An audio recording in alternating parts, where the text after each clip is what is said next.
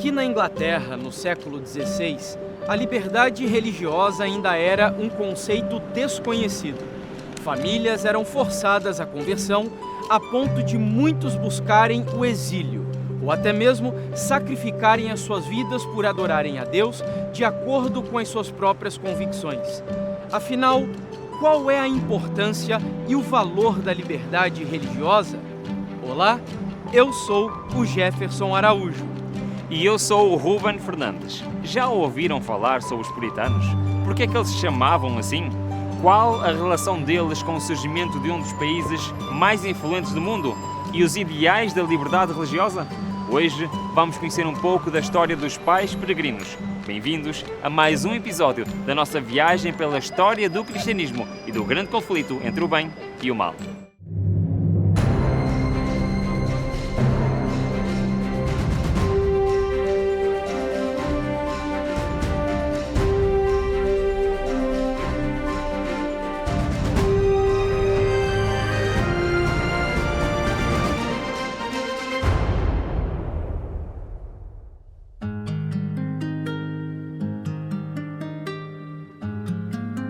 A reforma protestante, em algumas ocasiões, foi usada também para fins políticos. A Inglaterra, por exemplo, já em conflito com a Igreja Romana, viu em John Wycliffe um aliado contra os impostos papais. Wycliffe não imaginaria que cerca de 2 séculos depois, o rei da Inglaterra, Henrique VIII, se separaria de Roma, criando uma igreja reformada com o apoio do parlamento. E que mais tarde ele seria o responsável por autorizar a tradução da Bíblia para o inglês. Henrique VIII rompeu com a Igreja Romana principalmente por querer um herdeiro, algo que a sua união com Catarina de Aragão não lhe proporcionou. Após a recusa do Papa Clemente VII em anular o seu casamento, Henrique divorciou-se unilateralmente para casar com Ana Bolena, sendo excomungado.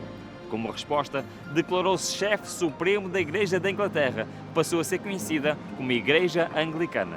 A nova Igreja Anglicana fechou os mosteiros, adotou certas práticas protestantes, mas manteve muitas tradições romanas, inclusive a estrutura eclesiástica, substituindo apenas a autoridade do Papa pela do monarca. Os cidadãos eram obrigados a jurar lealdade ao rei, sob pena de perseguição. A frequência aos cultos tornou-se obrigatória, mantendo a intolerância religiosa, agora direcionada aos próprios católicos romanos. Thomas More, por exemplo, crítico de William Tyndale, foi executado por recusar a conversão à Igreja Reformada. Os sucessores de Henrique VIII enfrentaram conflitos religiosos internos que definiram a Igreja Anglicana. Eduardo VI tentou impor o calvinismo, enquanto Maria Tudor, filha de Catarina de Aragão, tentou restaurar o catolicismo.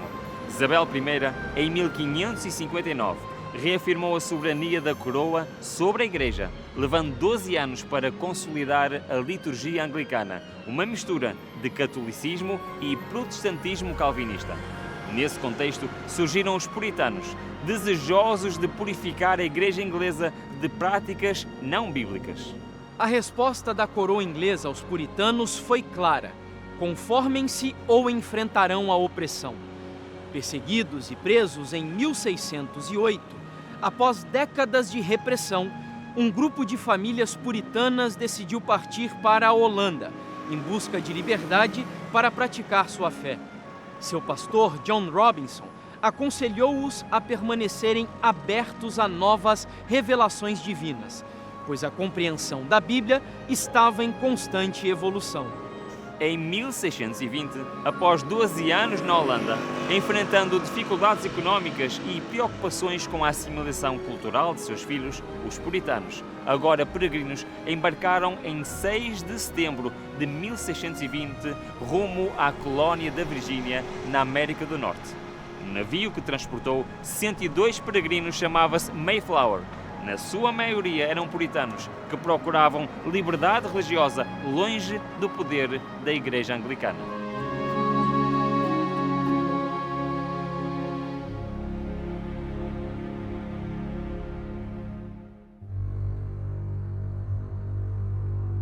Desviados por tempestades, acabaram em outro destino, tendo chegado em 11 de novembro de 1620 aqui em Cape Cod.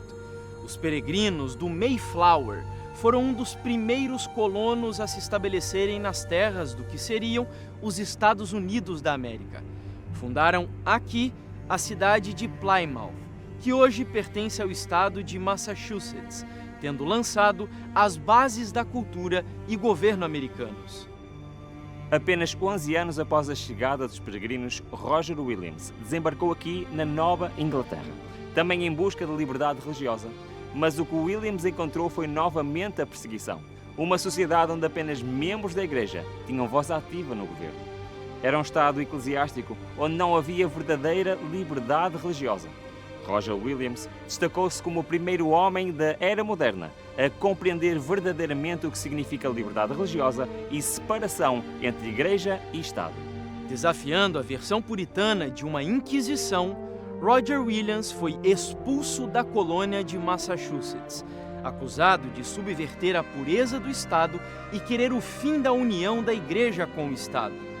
Williams e seus seguidores, enfrentando um rigoroso inverno em 1636, refugiaram-se mais ao sul, onde fundaram Providence, em Rhode Island, estabelecendo um refúgio para todos que buscavam adorar a Deus de acordo com a sua própria consciência.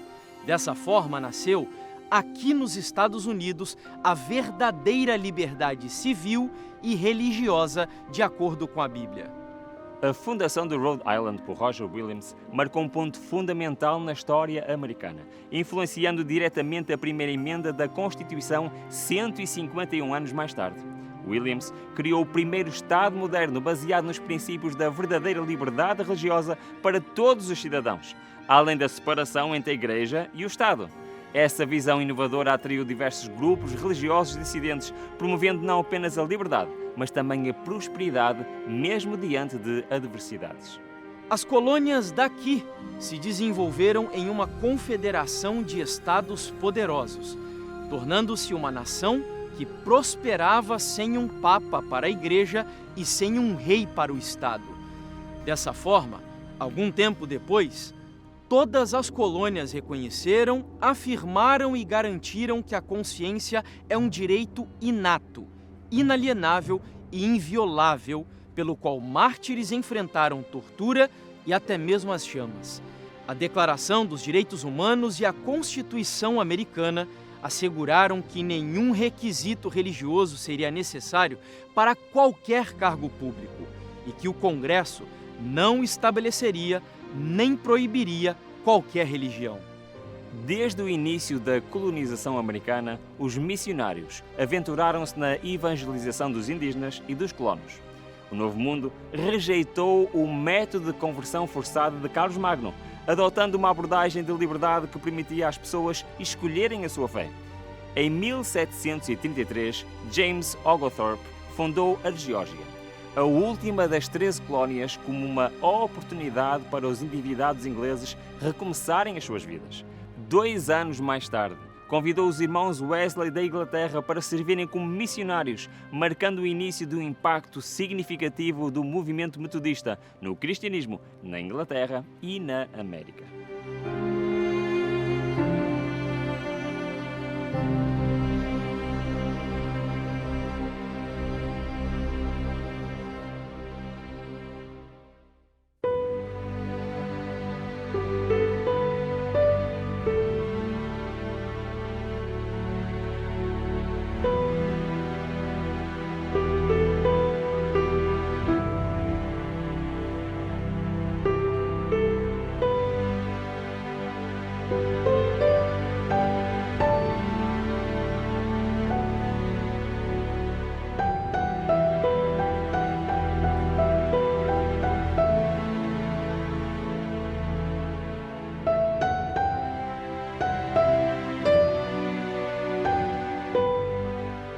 Na Inglaterra do século XVIII, Samuel Wesley, um respeitado clérigo da Igreja Anglicana, e Susanna Wesley, uma mulher de oração e dedicada à educação religiosa, incutiram nos 19 filhos a importância da fé. Charles e John ainda jovens e solteiros, serviram em missão na Geórgia, Charles como secretário do fundador da colônia e John como ministro. Essa experiência missionária na América foi o catalisador para um novo movimento de reforma dentro da Igreja Anglicana aqui na Inglaterra. O movimento foi liderado principalmente por John Wesley e buscava reviver a autenticidade da fé cristã, distante das formalidades eclesiásticas que dominavam a Inglaterra. Wesley e os seus seguidores ficaram conhecidos como metodistas. A viagem transatlântica dos irmãos Wesley para a América foi marcada por uma tempestade que testou a fé de todos a bordo do navio. Enquanto os ingleses sucumbiam ao pânico, um grupo de cristãos morávios manteve-se em oração e louvor, exibindo uma tranquilidade que impressionou profundamente a John Wesley. Quando John perguntou a um deles se as mulheres e crianças não ficavam com medo, a resposta foi surpreendente: não. As nossas mulheres e crianças não têm medo de morrer. Ao longo das semanas, John também observou que os morávios nunca se queixavam de nada, serviam a todos e não respondiam a ofensas. Este episódio revelou a ele a possibilidade de uma fé que transcende o medo da morte, uma fé vivida na prática diária, mesmo diante das adversidades mais temíveis. Essa grande experiência com os cristãos morávios plantou em Wesley a semente de uma transformação espiritual que viria definir sua vida e ministério. Chegando ao seu destino, a missão na América inicialmente foi vista como um fracasso, mas foi crucial para o desenvolvimento espiritual dos irmãos Wesley. Dificuldades de se conectarem com os indígenas e com os colonos, problemas de saúde e de adaptação à vida na colônia encurtaram a estadia. Depois de retornar à Inglaterra, uma nova experiência com os morávios transformou ainda mais John Wesley. Ao ouvir a leitura de um prefácio de Martinho Lutero à Epístola aos Romanos, ele experimentou e descreveu como o seu coração estranhamente aquecido. Naquele momento, ele compreendeu a essência da fé cristã, a justificação pela fé e não pelas obras humanas. Esta nova visão não apenas revitalizou a sua espiritualidade, mas também impulsionou a fundar o movimento metodista, caracterizado pela ênfase na experiência pessoal com Deus e na transformação interior conduzida pela graça.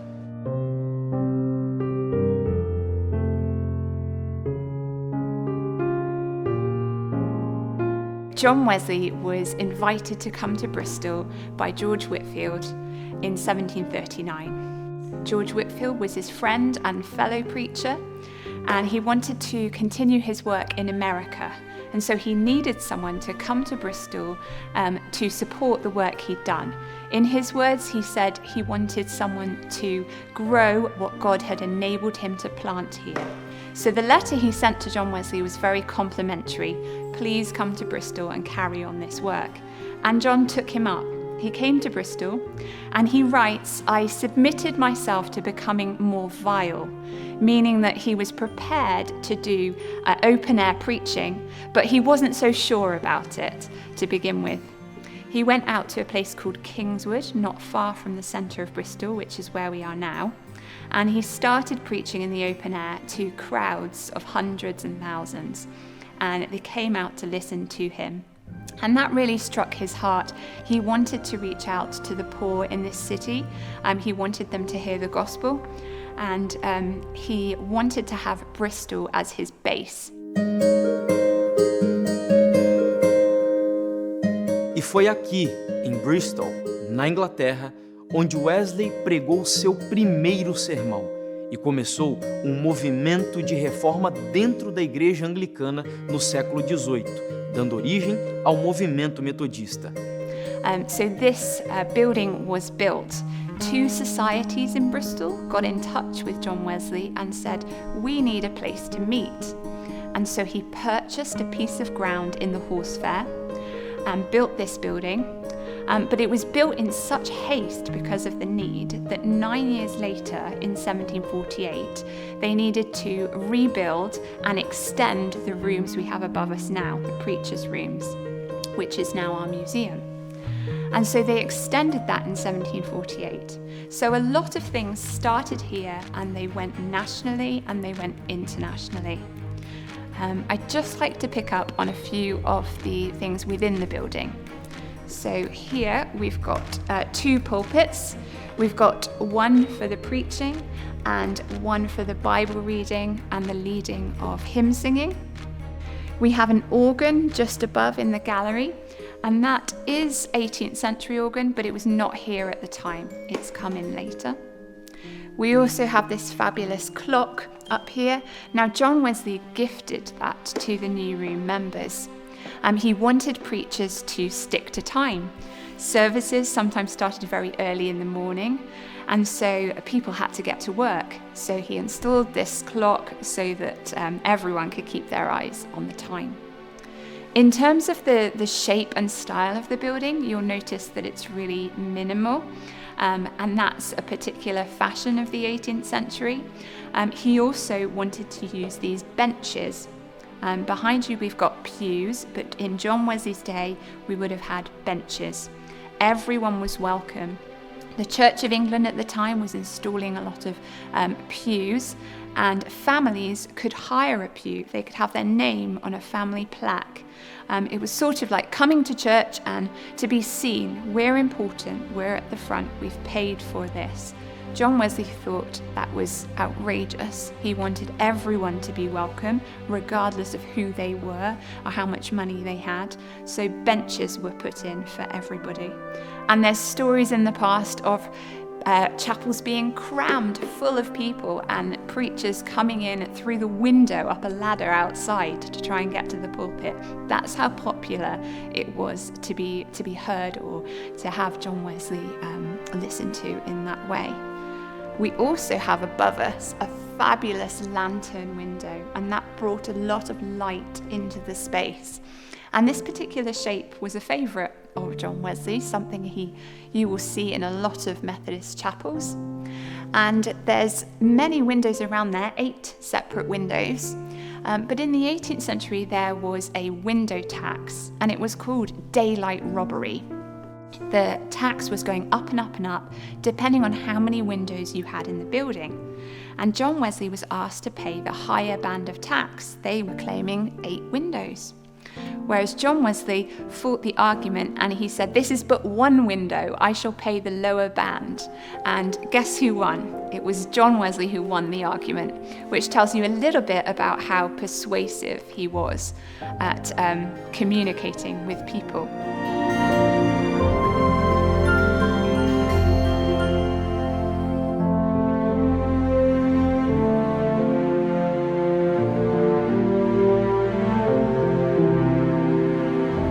Exatamente este local, o New Room, foi o primeiro edifício do metodismo usado por Wesley e outros metodistas como um local de reunião e pregação. Aqui, eles ensinavam a salvação pela fé e a importância da experiência pessoal com Deus. Wesley dizia que a graça de Cristo não isenta os cristãos da obediência à lei moral. Para ele, os 10 mandamentos são uma expressão da vontade divina para a vida humana, uma fiel testemunha do céu, que deveria moldar o comportamento e o caráter cristão. So here at John Wesley's New Room, we have a fabulous museum and we have lots in our collection, lots to see and lots to look at. One of my favourite pieces is our membership books.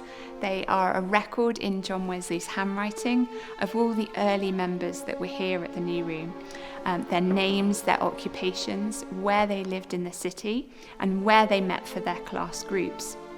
I have a group of volunteers who are transcribing that information so that we can have records that people can come and search for. John Wesley also produced a number of different pamphlets, and I'll mention 2 in particular. One was Primitive Physic, and this was a herbal remedy guide. It sold over 1 million copies. He wanted everyone to have access to healthcare, so he set up Bristol's first medical dispensary here. It wasn't very successful because medicines were expensive at the time and there was just so much need that it couldn't be continued. So I think that's one of the reasons why this pamphlet came about, so that people could try their own remedies at home. And some of these would have been safer ways to provide for relieving ailments rather than going to expensive doctors who may have killed you rather than cured you. So that became very popular, and it's still something that we sell in our shop for people to have a look at. In parts, John Wesley writes, he tried it once, never again, it didn't work. But it's really useful for us to see today and look back at what they tried. Another one is Thoughts Upon Slavery. And this is a pamphlet that got produced in 1774. It was inspired by works that had come before it, but John Wesley wanted to have this and give it out to people so that he could tell of the horrors of the transatlantic slave trade. He had been out to Georgia himself and seen firsthand, but because Bristol was such a trading city, he wanted people locally to have that information to hand and to campaign with him for the abolition of slavery. So the work that was done here was not only preaching and teaching, it was also a place of education, of healthcare, of being a real community service to the people around him.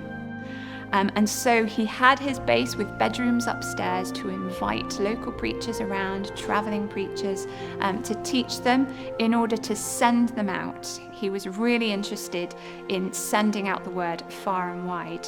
He was very much a traveling preacher. So whilst we have his bedroom and study here, he largely didn't spend a lot of time in them because he was out riding his horse to many places preaching. You'll notice if we go out to the courtyard that there's John Wesley on horseback, and below the statue we've got John Wesley saying, "The whole world is my parish."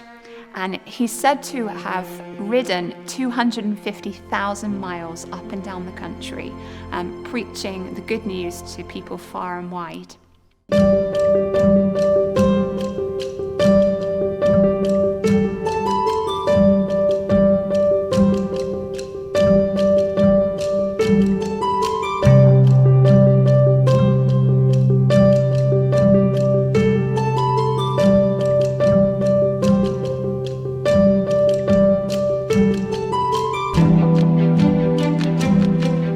John Wesley decidiu pregar esta mensagem por onde quer que fosse, e até ao fim do seu ministério mais de 500.000 pessoas converteram-se a Cristo.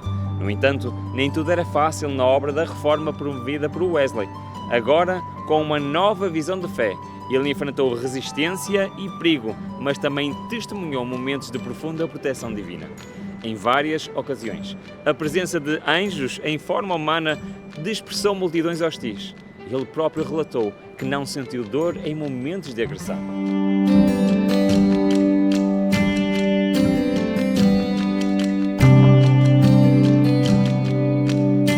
A rejeição da Igreja Anglicana às novas ideias pregadas pelos irmãos Wesley levou à formação da União Metodista.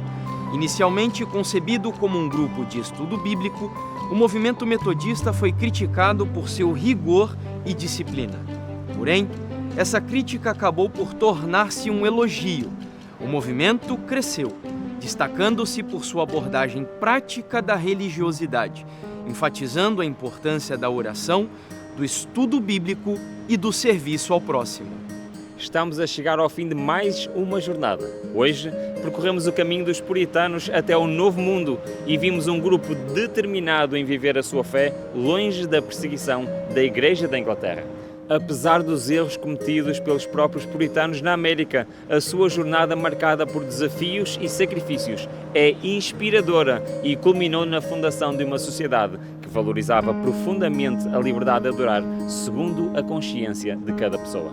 A história dos irmãos Wesley, por sua vez, nos levou ao surgimento do movimento metodista, uma resposta direta aos formalismos da igreja daqui da Inglaterra.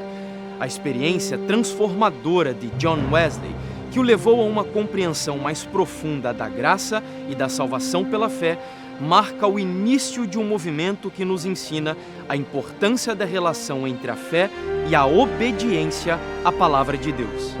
Concluímos assim este episódio e também a segunda temporada desta série, com um convite à reflexão sobre a nossa própria jornada espiritual.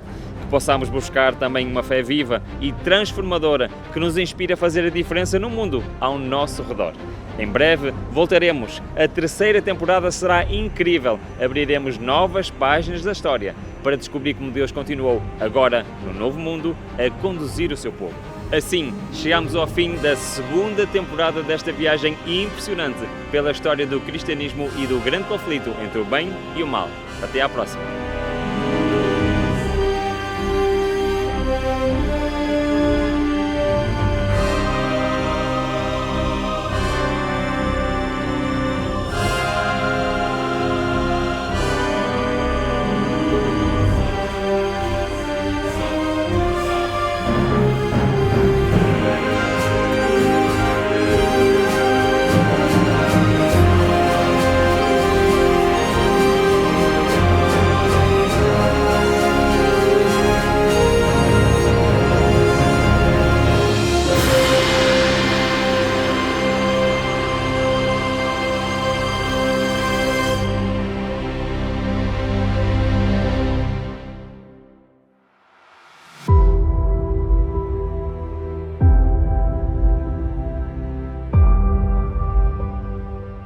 O mundo cristão estava à beira de uma nova era na sua longa história. A promessa bíblica do regresso de Cristo à Terra gerou um impacto tão significativo que originou um novo movimento dentro do cristianismo.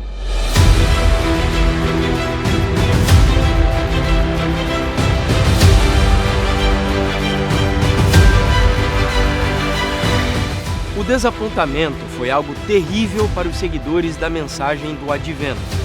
Eles acreditavam fielmente que a última advertência ao mundo foi anunciada e, por isso, renunciaram a tudo por Jesus Cristo.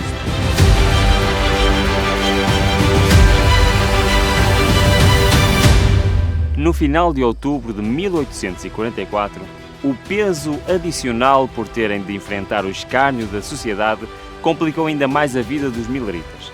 Como Miller escreveu, parecia que todos os demónios do abismo tinham sido soltos sobre nós. Aqueles e muitos outros que clamaram por misericórdia 2 dias antes, agora estavam misturados com os rebeldes e zombadores.